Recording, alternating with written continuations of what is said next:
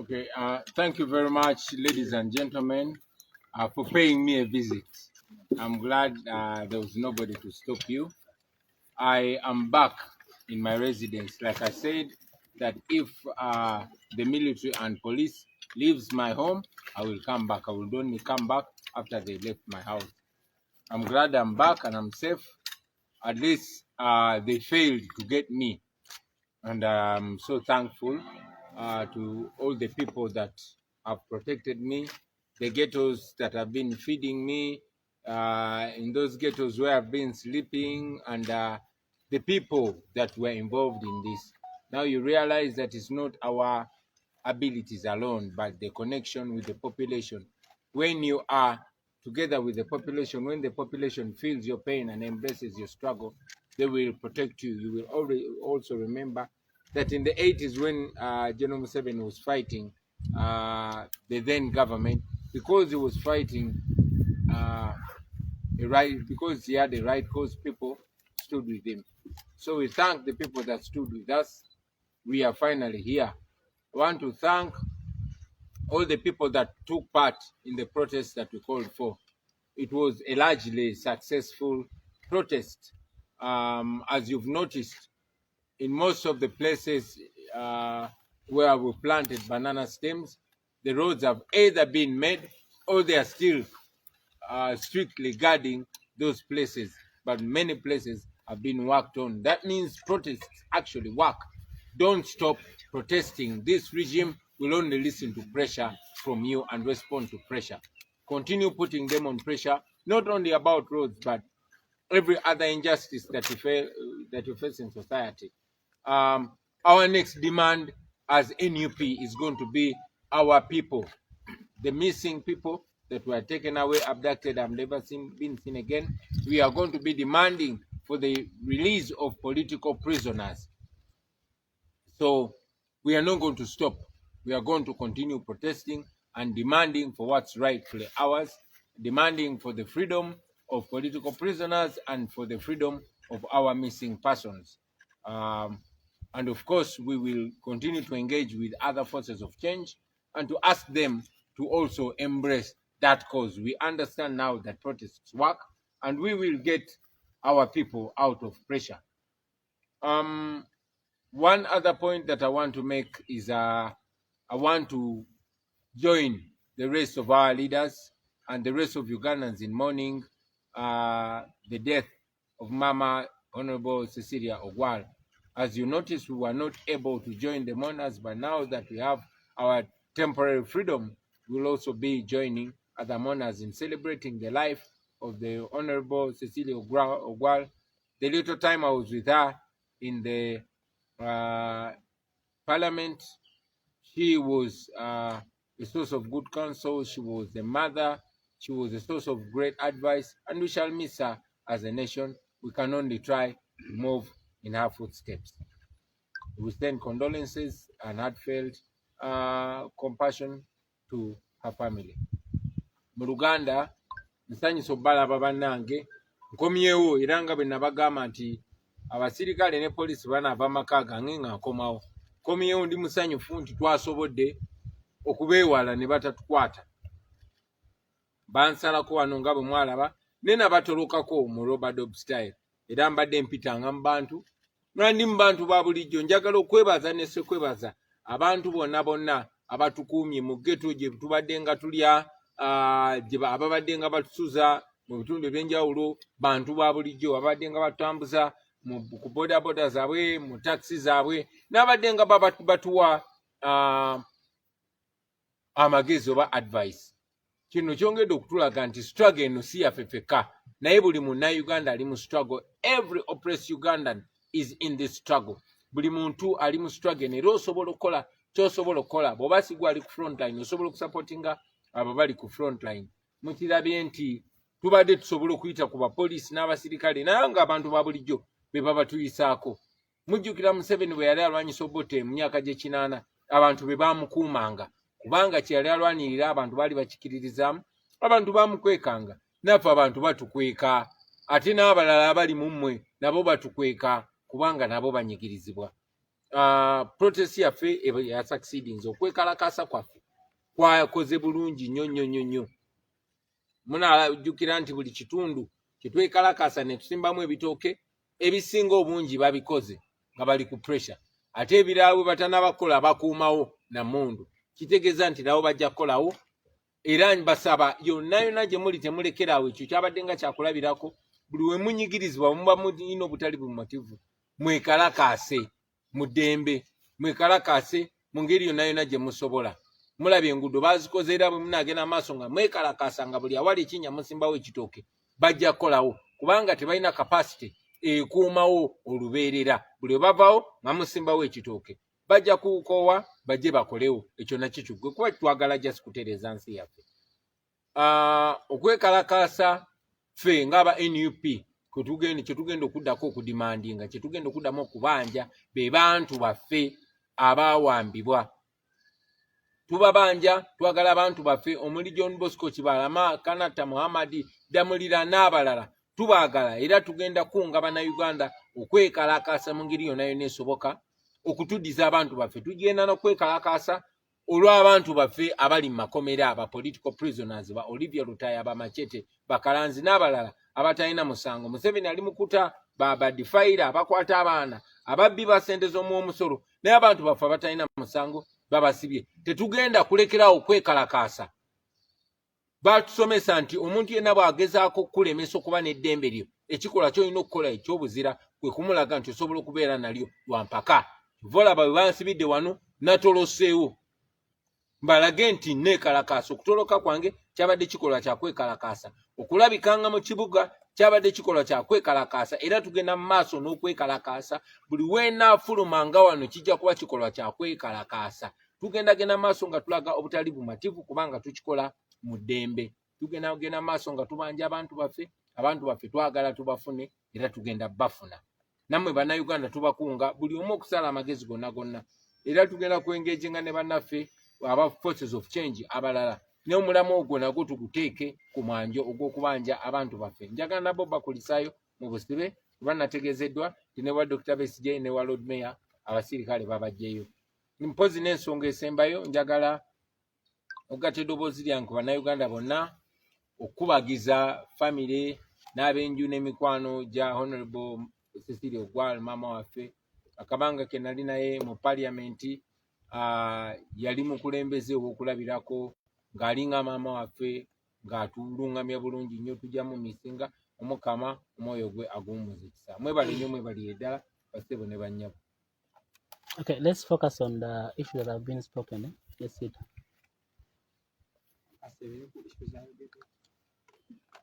Naye kikwocha ekibadde kinyosa nze sita wa Uganda nkola Star Media Uganda ku social handles zo kwabaddeko ng'oweereza obubaka eri UN nze bwe mbaddeko olw'ensonga nti emikutu egimu egy'abo ba ambassadors abazze ku naamu naye gundi endala babadde bagamba nti bo bwe bazze mu Uganda balabye nga tewaliiwo human rights violation yonna.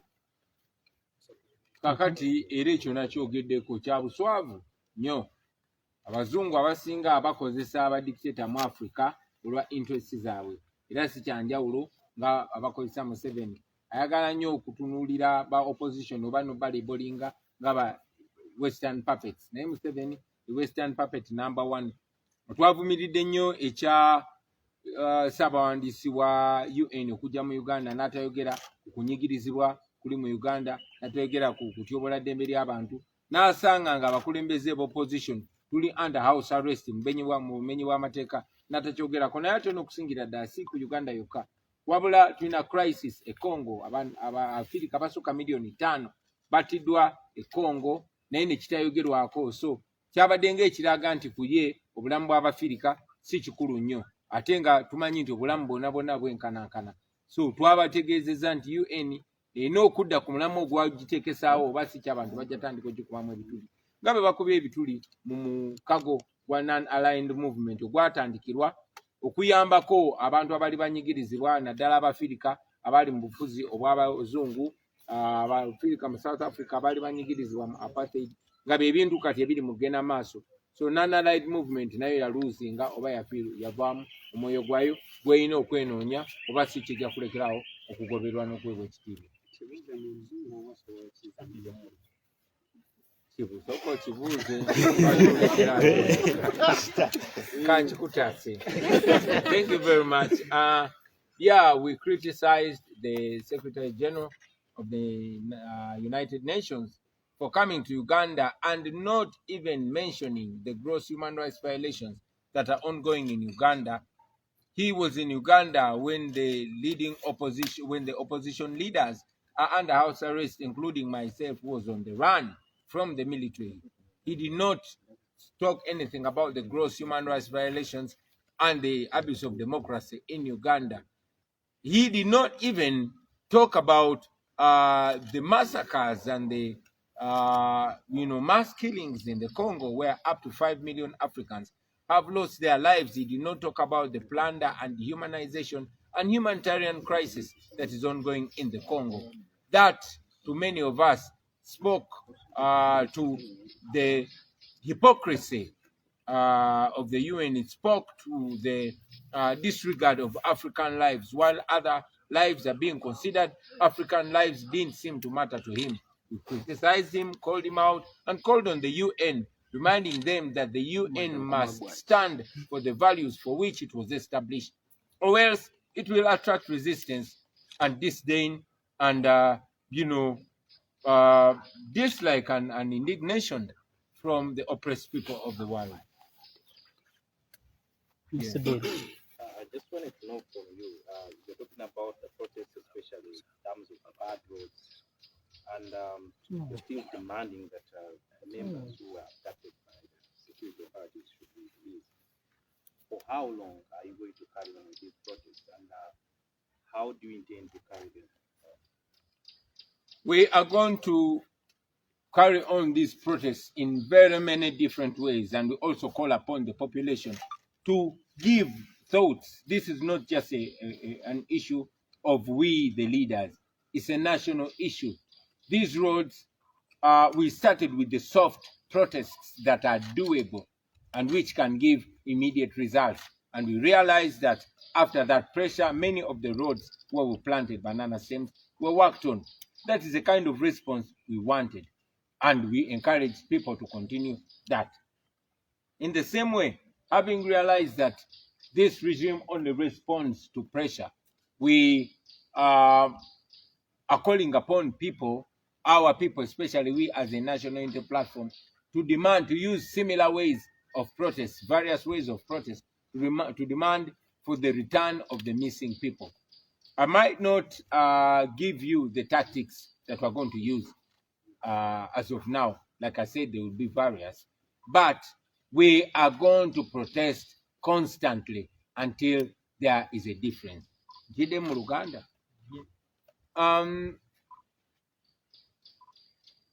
Ombuuza nti tugenda kwekalakasa mu ngeri ki era tunaakomawa. Mulabye nti gavumenti ng'eya Museveni ewuliriza pressure, ewuliriza kwekalakasa. Twayagadde tutandikire ku bintu ebitono ebiri achievable nga bw'omanyi bataddewo fiya y'amaanyi mu bantu baffe n'abanyigirizibwa abamu batyo okwekalakasa.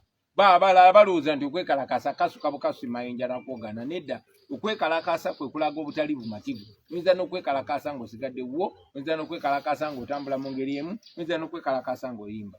Kati okwekalakasa kuno kwe twayise okw'okusimba ebitooke mu kkubo kwalaze amakulu ate agataaluddewo, kubanga ebifo bingi nnyo byabaddemu okwekalakasa gye basimbye ebitooke amakubo baagakoze. Gye batannaba kugakola lazima baataddewo abakuumi naye tebasobola kimaintaining, era bajja kuba balina okugakola okwekalakasa okwo kukendere. Mu mbeera y'emu twagala okuteekawo pressure twekalakase mu ngeri ez'enjawulo, era tuze tusaba ne bannayuganda bannaffe nabo batuwe ku birowoozo eby'engeri gye tuyinza okwekalakasaamu.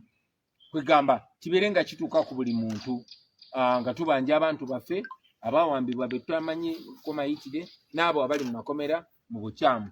tugenda kwekalakaasa paka ddi? Tugenda kwekalakaasa paka tuza paka kuwulira bubi. Tugenda kwekalakaasa paka nga waliwo enjawulo kuba tumanyi bano bawuliriza pressure. Tetugenda kulekeraawo. Mbagambyeko nti n'okutoloka kwange wano nako kabadde kabonero kakwekalakaasa. Era n'okulabika kwange ne bannange mu bantu eyo ate nga gavumenti teyagala tulabike mu bantu era kabadde kabonero kakwekalakaasa. So tugenda kwekalakaasa mu buli ngeri yonna yonna oba kitwetaagisa kushowinga up mu bantu gye batasuubira yonna make sure nti raising awareness ensonga y'abannaffe abawambibwa teva mu ddiiro teva ku mumwa paka nga famire zaabwe bamaze zimaze okubalabako. Uganda sababati twalabye bannaffe abannaabwe kuzimu ku nsonga ez'abaletedde okwekalakasa okusimba ebitooke kwe kulaga abagenyi bannaamu nti Uganda sintebenkevu abantu bali bubi. Pulezidenti Museveni bamuwadde ekisanja ky'okulembera naamu ekiyita ne mu myaka gyabuzaayo ku bukulembeze bw'eggwanga ekiyingira mu myaka emirala gy'atannafuga oba gye batannamulonda. Kati nga ggwe awakanya obukulembeze bwa Yoweri Kaguta Museveni yeno pulezidenti w'eggwanga, njagala mpe ku ndowooza ye olaba kye baakoze kino balina kye balaba mu maaso oba bakikoze kulaga nti kuba bo bagambye bawadde pulezidenti wa Uganda ate nga pulezidenti abuzaayo emyaka 2 ye Museveni akyaliwo. Okusooka okikutangaalizaamu tebawadde pulezidenti wa Uganda Museveni ne bwavaako omwezi ogujja kyetuluubirira twagala aveeko as soon as possible. Ne bwavaako omwezi ogujja oba omwaka ogujja pulezidenti wa Uganda abeerako yaba akulembera olukiiko lwa NAM. So tekiri ku Museveni ye ng'omuntu wabula oyo abeera mu ntebe eye Uganda. Naye era wadde ekyo nkigambye still tuwakanya Museveni kubanga tali mu ntebe mu butuufu. Tuvola twagala omumwamulamu mu bbanga eritali lyawala nnyo. Okulaba nti twasimbye ebitooke mu kiseera ekyo wabaddewo olukiiko lwa NAM kuba twadde twagala okubikkula olutimbe Museveni ne gavumenti ye lwetaddewo. Ensonga lwaki bawambye abantu bakutta abantu ne babajja ku kkubo, ensonga lwaki bagaddewo bizinesi z'abantu n'ezifaanana obubi, ensonga lwaki abagenyi babayisizza mu makubo gamu gano ag'ebinnya ne babasibire ne bagamba bannansi temutambulira mu gali amalungi mutambulire mu g'ebinnya. Ensonga lwaki minisita wa Museveni yalagidde bannayuganda basinike amannyo nga abagenyi bazze kubanga baagala okutimbawo ekifaananyi ekyobulimba Uganda mirembe babayise eri mu makubo ge baterezeza tige malungi. So twayagadde okulabisa era twagala magenda maaso okulabisa gavumenti ya Museveni si eri abagenyi ba NAM bokka n'abagenyi b'olukiiko olugenda maaso olwa G77 plus China n'eri ensi yonna yonna okulaga nti ekifaananyi kyabaterawo kiri fake si kye kyamazima. Bannayuganda bali mu kunyigirizibwa era bannayuganda beetaaga ensi yonna ebeegatteko ng'enunula. Yes, baby. Nze mwanje ndi wa BBS so mbuuza program yalangirirwa kutambula eggwanga nga mwekalakaasa yatuukamuko wakati awaka kyekiddako program yayimiridde nga bwe yali oba waliwo program. Tujja genda maaso n'okutambula mu bitundu by'eggwanga eby'enjawulo nga bwe mwalabye nti tetwagenze iganga kuba bannanga abamu babadde bakwate so nesagala gendayo nzeka ate elira era twayongezaayo olw'okufiirwa kwa mama waffe Honorable Cecilia Ogwal tujja kuba tubategeeza programu zaffe ki ezigenda okuddako. Yes. Amanya Waisha Moses Musoga wano. Oweekitiibwa President nina ebibuuzo bibiri. Ekibuuzo ekisooka omugenzi Cecilia Ogwal yagudde mu bulamu bw'ensi nga ggwe ng'omukulembeze wa NUP era waliko omubaka mu palamenti eyo kiki nga ggwe ng'omuntu kiki kyojjukira ku mugenzi oyo kubanga abadde ku side ya opposition. Ekibuuzo ekyokubiri twagala kutegeeza otangaazamuko nga kino ekibiina kyemwegase mwenna nga opposition twagala kutegeeza abannayuganda ani omwogezi w'ekibiina ekyo kubanga tulaba buli muntu avaayo ayogera ani omwogezi w'ekibiina ekyo. Webale nnyo Ozereeti mbadde maze okwogera ku nsonga ya mama waffe Cecilia Ogwal neera jjajjiddamu kuba nze nali mu palamenti naye yali maama waffe mu by'obukulembeze yali ntabiro ya kuyiga kuba yali experience y'amaanyi ate ng'alabye Uganda ng'eyita mu mitendera egy'enjawulo. So abadde wa kuyiga bingi ebimu abadde by'okunyigirako ate abadde n'amwatulira. So tujja musubwa nnyo. Omugendo gwe tulimu ogwa United Forces of Change si kipya. Ojja kujjukira nti kuva dda nga tukolinga for unity. Forces oba amaanyi ag'enjawulo agalwanira enkyukakyuka batuyita United Forces of Change. Tetuli kibiina era tetulina mwogezi. Naawe bw'oba oli force of change tewetaaga kuba munnabyabufuzi. Oyinza okuba ng'olina gurupu yo y'aba student, oyinza okuba olina gurupu yo y'abakyala, oyinza okuba olina gurupu yo y'abanaddiini, naye nga mwagala enkyukakyuka naddala ey'emirembe. Now better part of the United Forces of Change naddala akasito twegattako. So twagala okutambulira butambulizi wamu ffenna ngaffe. Buli ayogera kasita aba ayogera amazima abeera mwogezi wa nkyukakyuka. Kasita aba ayogera ekituufu abeera mwogezi wa nkyukakyuka. Mwebale nnyo, mwebale ddala basibu ne bannyabo. Mukama bankumbi. Akoyi babiri bokka. Poliisi yavuddeyo n'egamba nti bali mu kukozesa obutambi bwe bagenze bakwata abantu. Okuddamu okukwata abantu bonna abali bakweta y'obusimbe. Mukama wange bwe banakuyita ku CID ekibuli olwedde okugendayo. Abapoliisi beetaaga kwenoonya. Omanyi badde balimbalimba abantu kati bataddewo miliyoni 10. Lwaki tebazimpa? Luno neeresi bazimpe. Ekirala ekyogamba mbu okutiisatiisa abantu nti bagenze bakwata obutambi. Abantu abayise okusimba ebitooke tuli wano, ndi wano. Nzi wano nze ne bannange twagambye abantu muveeyo mwekalakaase musimbe ebitooke. Tetunaba kimenyawo. Abantu kyabakunga beekalakaase bwe balaba obutali bumativu beekalakaase kubanga kiri mu mateeka. Kasita oba nga toli armed nga tolina muntu yenna gw'olumiza ddembe ly'okwekalakaasa. Tubalinze okutuwandiikira nga mutuvunaana okwekalakaasa. Tujja jjuwoza egyo emisango bulungi nnyo ate tuddemu twekalakaasa. Well, the police shouldn't intimidate people about footage of those people that were planting banana stems in the potholes. We are here. I am here. I am one of the leaders that called for that protest. And the protest is still on. We continue to encourage Ugandans to protest non-violently. This time we've encouraged them to plant plantain stems in potholes. First, it is helpful because it saves people from accidents when those stems will work as warnings. But also, it creates awareness and it reminds the authorities of their duty of their job. So we are here. I am not hiding and I'm not denying that I called for those protests together with other leaders. 10 million. The 10 million that you Yeah, we were informed that the police put 10 million for anybody that would show them where I was hiding. Now I've shown them. Can I have the 10 million? I'm even broke. Mr. President, 2 questions from Deo. Okay, twali Deo. wano ffenna ne batugaana n'okuyingira wali security yali y'amaanyi. Nsaba kumbuulirako ko tactics ze wakozesa okulaba ng'obiyitirira security wano. Omusajja kamunnyonnyole nakozesa bukodyo ki okubitinga security ya Museveni. Nafuuka kapa. Gwe towulirangako bantu bafuuka kapa. Nfuukemu.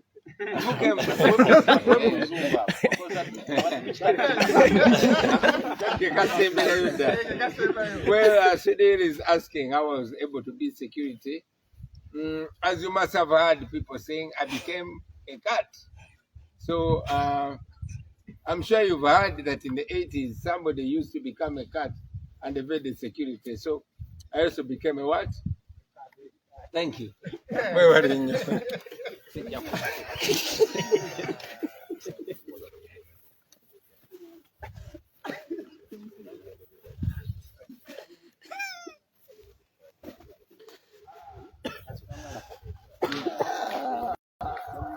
Kakati muyimbire oyo birthday boy